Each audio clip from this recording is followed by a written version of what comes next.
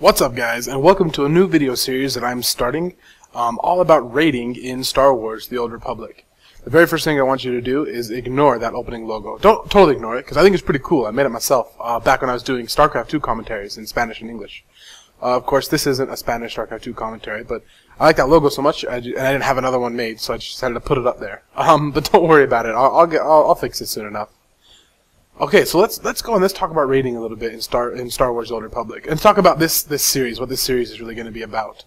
What I'm going to do is I'm going to record myself going through every instance in the Old Republic, starting with the Republic side, because that's the character that I've made. And doing so, I'm going to be talking about raiding. I'm going to be talking about what we're doing. I'm not going to so much do just a guide of like a how-to to beat the instance or the flashpoint, because I don't believe that's necessary. There are already some great videos up on YouTube about that, and my goal isn't necessarily to compete with them, but to add with them. So I put this up here just kind of as like entertainment, so you can watch us going through this instance. But really I'm going to be talking about raiding in general. One of the first things you're going to notice about this group that I'm with is that we are incredibly overpowered and over-leveled for this instance, for this flashpoint. I got to stop that. Flashpoint. The reason that we are is because I didn't get the idea to do this until I was level 26. The flashpoint that we're in is the Hammer Station, which is like a level 16 or 17 flashpoint, which means I'm about 10 levels too high. Our tank is about 20 levels too high. Papa X Wolf, level 36. He's way too high, but he's in our guild, and we just wanted to have somebody to run us through this instance real quick. So that this flashpoint, I'm never going to get that fixed. Flashpoint, to run us through this so that we could get this recorded. So let's talk about grouping.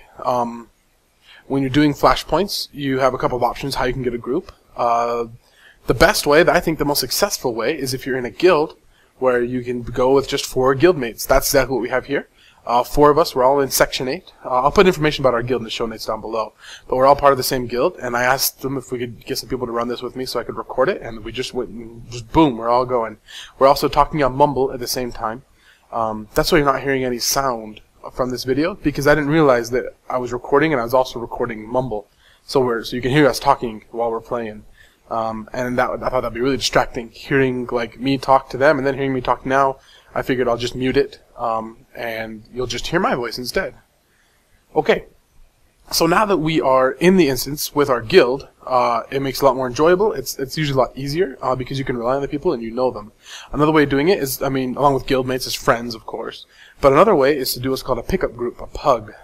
Now this is where you've probably seen in general chat, like LFG 1 DPS. That means LFG, looking for group. LF1M means looking for one more. Probably you know this from your experience in World of Warcraft and other games, but in case you don't, there's a little translation for you.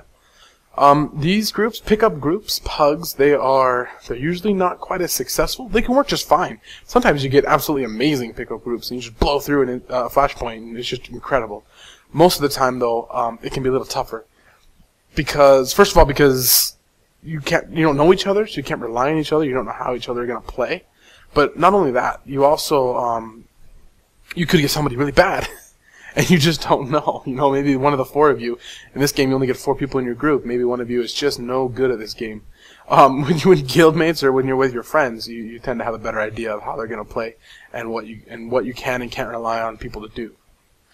Either way, let's say you got your group, now you're in the instance, and you want to be successful. You want to train yourself for success. Set yourself up for success, because these lower level flashpoints are not that tough as long as you're paying attention and you have a general idea of what you're doing. Now, one of the first things that I'm going to stress, one of the most important things, is as we go through all these flashpoints, all of my videos, I'm going to go ahead and take a guess that you will never, ever, ever see me click down on my toolbar down below. You'll see me click on enemies sometimes. I really shouldn't even do that. Or click on party members. I'll talk about that later. But you'll never see me click on the abilities down below. That's called being a clicker. And being a clicker is not a good thing. It slows you down. You should not be clicking on those things down there. Now, it's really tempting. It seems really easy to just click on the first one, click on the 4th one. You shouldn't do that. You should get used to your keybinds, and you should also change your keybinds and set yourself up so that they work well for you. If you notice, for example, I have the top row 1 through 5 on my keyboard because those are really easy for me to hit with my hand. And then I don't have 6 through 9 because it's a little tougher. 6 isn't that bad, but I just had to take it off because I don't ever want to miss. If you have really big hands, maybe 6 is fine, 7 even. But for me, I want to make sure I'm comfortable and make sure I can guarantee that I'm never going to miss the button. So I have 1 through 5. And then I have Q and E, R, and then Shift Q, E, R, and then G, Shift G. Let's see, I don't think I have F, Shift F, second row, Shift 1, 2, 3, 4, 5. So what I'm doing, you see my hand, my left hand never strays from the same place on the keyboard.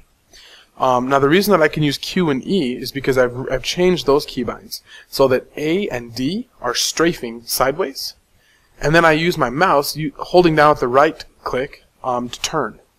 It's pretty important for PvE, but it's like 100% important for PvP to do that. You can't be a keyboard turner. You can't be turning left and right using your keyboard because you turn way too slow. So instead, you should be using right click and you should be going back and forth like that. If I were you, I would change your keybinds right now to do that. I would pause the video, change your keybinds, then come back. It's that important that you do that because you need to get used to turning with your mouse and not turning with your keyboard. That will just make you a better PvPer, a better PvEer. You'll be better at MMOs in general. Do that, and then that way. So I have my W forward, S back, A and D strafe left and right. Now I have my Q and my E open to do whatever I want with. I've also changed my C, X, and Z as well as V to also be on my key bindings. So that, and then I moved like C for open character pane. I changed that to the comma because you don't use comma, and so I just moved it over. R for reply. I think I changed it to maybe the period or the semicolon. I can't remember. But that way, my hand, all the keys right around my hand are all being used for things in raiding and in flashpoints in the game, instead of for frivolous or pointless things that you don't need to do as much. So like I said, key bindings are super important. Now it can be tough sometimes because you change your key bindings and you don't remember where things are, but you just gotta fight through that. It's so worth it. I promise you, it's worth it. And after a little while, you'll find yourself never clicking again, and you'll be faster. You'll be more accurate. You'll be able to bounce back and forth between the keys. You can queue actions up a lot better. Man, I just can't tell you how important it is to do that with your key bindings. Another thing you should be doing, as a healer, I should have my F keys assigned to my party members. But I found out that it wasn't very accurate, and maybe I just didn't take time to look at it. But really, F1 should be party member 1, and then 2 and 3 and 4. That way I don't have to click on their nameplates or anything like that. Like I said, I couldn't get that to work for me very well. So for now, I find myself clicking on their portraits. And then that way I can heal them. But I'm sure you'll find your own way to do that kind of stuff. And lastly, for enemies, you can click on them, but you could also tab target. If you hit tab, it'll cycle between enemies. And make sure you know which one you're tabbed onto, because you could tab to one that's maybe being crowd controlled, lifted, or something like that, and you don't want that. Clicking on the enemies, not as big of a deal, but just don't click on your abilities. Please don't click on your abilities. Change your keybinds, use your keyboard, and you will be amazing. Okay, that was there you go. That was my little rant. Let's talk a little bit about the setup for the group. So first, on a normal group, the first person to have is a tank. In our group, that's Papa X Wolf. Now the tank is the one who has to take all the damage from all of the mobs. Mobs means mobile enemies. That's what that comes from, which are enemies that are wandering all around. That probably comes from the EverQuest days, maybe before. I'm probably gonna embarrass myself because I don't know where that came from. I know that's what it means. Anyways, nowadays mobs are basically bad guys. So the tank's job is to take the bad guys and make sure the bad guys are hitting him. And he or she should be set up to be able to mitigate damage, take extra damage more than the other players in your party, so they don't die as easily. And they can also, make sure there's just a central focus to where the damage is going. Then the healer's job is to heal the tank. And also heal other people if they get hit with AoE, things like that. But your primary goal is to heal the tank, make sure the tank stays alive. And it makes sense, right? If the tank is the only one getting hit, and the healer is keeping him alive, then everything should be really easy, right? That's the goal for raiding. But it doesn't always work like that. So the healer's got to be on top of things. The tank's got to be on top of things. Also the DPS, the damage per second people, the people who are just there to damage people, to damage the mobs and kill them. They should be paying attention as well. Making sure they're not doing too much damage. Make sure that they are hitting the same thing that the tank is hitting. That is really important too. That I don't know how many times you see a tank who will go up and he will hit a mob, and then he'll be moving on to the next mob. And then a DPS starts hitting some other mob way over in the corner. Some other guy. It doesn't even apply. You don't do that. You should be hitting what the tank is hitting. And if he changes targets, change targets. Just stick with him. That's the best way to make sure you won't pull anything from him. Just play smart. And if you are hitting something else besides what the tank is hitting, and then that thing starts to hit you, it's your fault. It's not his fault. And if you die because of it, it's not the healer's fault. Maybe, but probably it's not the healer's fault either. It's your fault for doing that. You should be hitting what the tank is hitting. And that way, there's no problems. I chose the bad side. I rolled the high roll, so we got to do the bad thing. Got to kill everybody, which is sweet. I'm a dark Jedi. Mainly because I wanted to go on the Sith side, but my guild voted Republic, so I decided, well, I'm still going to be a dickhead. Still going to be a Sith.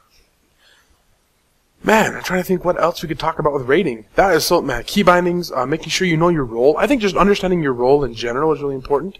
You can see Nakira here, almost died. Health got really, really low. And then, because I'm the healer, I don't know. We were so high level and just running through this, to be honest, I wasn't really watching the bars, the health bars. I was just killing stuff too. I should have been paying attention. Shouldn't have had to run away like that. That was a little bit my fault. Just because I should have been paying attention a little bit more. But it's alright. No one died, so we're good here. Alright, so as we continue on, so we talked about the tank, we talked about the healer, we talked about the 2 damage dealing units. You want to group with your guild, like I said, that would really help a lot. What else can we talk about with raiding? Don't stand in the fire. That is a big deal.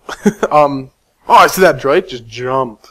Anyways, I think anyways, is that a word? Doesn't matter.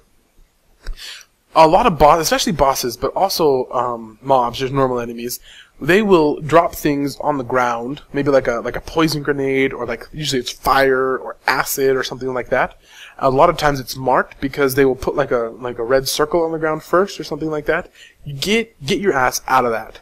Like, I'm a healer, right? And I'm telling you right now that if I see that, if I see like targeting like, oh, a grenade's gonna go there, or fire is there, and I see you standing in it, I won't heal you because you're a dumbass and you don't deserve to be healed. Maybe you do deserve to. I don't know about deserving to be healed or not. No, I do. You don't deserve to be healed. You should not be standing on that. That's bullshit. Don't do that.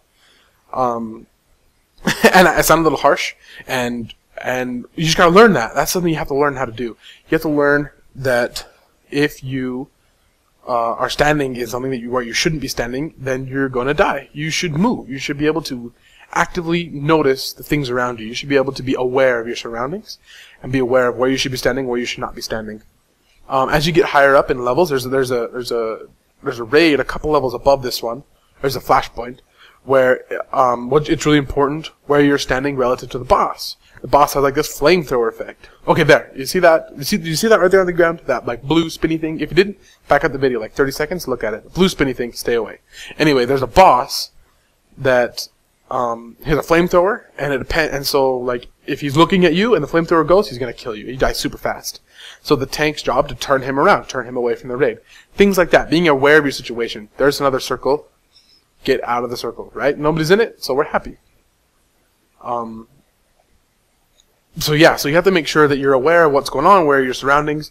The aware of your surroundings is probably the most important for the tank. The tank is the one who has to notice when there's extra mobs that come in, especially with bosses.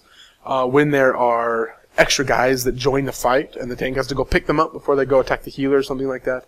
Tanks have to be really, really aware of their surroundings. Healers as well. We decided to stand on these to see how much damage you take. Turned out I avoided them. I didn't take any damage at all. We were just curious if they hurt you or not. But so don't do what I do. Do what I say. That'll set you up for more success. Ooh, sweet loot. Ah, good. Talking about loot. So when things drop, especially in pickup groups or in guild, things like this, when you're not doing like end game raiding like that, when something drops, don't hit need unless you need it. Otherwise, you take greed. And usually, if you're gonna need something, tell everybody else you're gonna need it. Otherwise, you're kind of being a douche. Anyway, that's about it. I can't think of anything else that we really need to talk about. And anything else I do think of, I'll put up in the next video. Thanks for watching. I hope you enjoyed it. Put your comments down below and give us a like if you liked the video.